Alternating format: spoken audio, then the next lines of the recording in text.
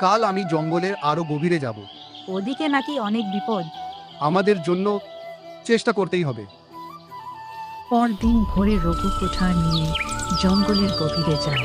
চারদিকে বড় বড় গাছ, পাখির ডাক আর অদ্ভুত নীরবতা। হঠাৎ সে একটি বিশাল পুরনো বটগাছ দেখতে পায়।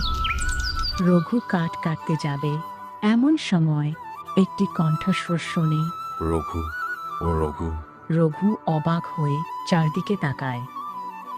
কে কে ডাকছে আমাকে? আবার সেই কণ্ঠস্বর শোনা যায়।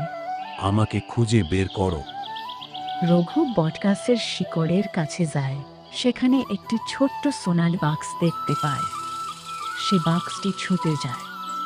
ঠিক তখনই চারদিকে ঝড়ো হাওয়া বইতে শুরু করে। এরপরে কি হলো জানতে চাইলে চোখ রাখুন ছোট বন্ধু টিভি চ্যানেল এ। দ্বিতীয় পর্ব নিয়ে ফিরছি।